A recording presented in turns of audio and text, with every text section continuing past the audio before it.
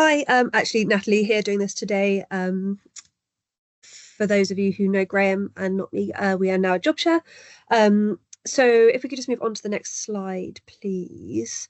Yeah, so I'm just going to run through very briefly how the system works, and then just to sort of illustrate the issue that we're trying to solve at the moment. So currently for waste electricals, the producer of an electrical product, when they place that product on the market, they should be already a member of a producer compliance scheme.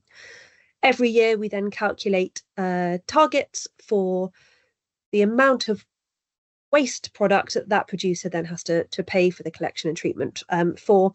And the producer compliance scheme deals with that on the behalf of the producer, and then the producer finances the collection and treatment through their producer compliance scheme.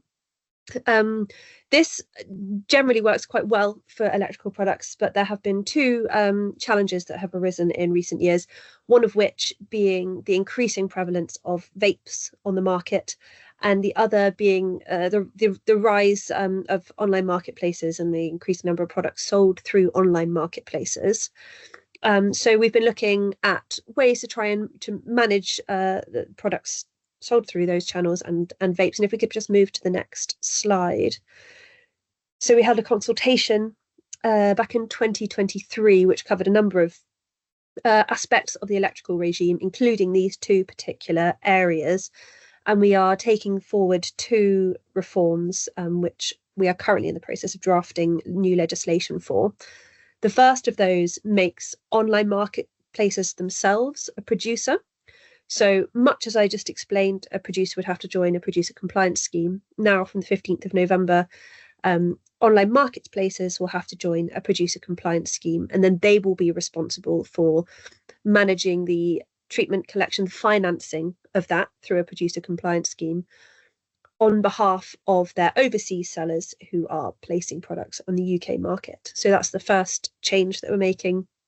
And the second is that currently vapes are included in category 7. There are 14 different categories of electrical product within the regulations, and vapes are currently in category 7, which contains a number of different products, all of which have very different costs for waste management at the end of their life. So what we're doing is we're separating vapes out into their own category. So their requirements will remain the same, so they'll still have to report data in exactly the same way they did before, except instead now being category 7, they will be category 7.1. So that's the difference there. But it will just mean that producers in category 7 will now be paying a fairer amount for the cost of their waste treatment at end of life. We're currently drafting those, as I mentioned. We are hoping to lay this legislation early in the summer. And we're expecting for it to come into force roughly in August, but it's dependent on the dates for debates in Parliament. So we're still just waiting on that, but we are fairly confident that we'll have this laid and signed off on in the coming months. That will then come into force 21 days later, the key requirements being that online marketplaces will have to register, if they're not already, with the producer compliance scheme by the 15th of November. Then next year, vape producers, they should already be registered under category 7. That requirement will continue until 21 days after the after the laying of the legislation, at which point they will then have to register under category 7.1.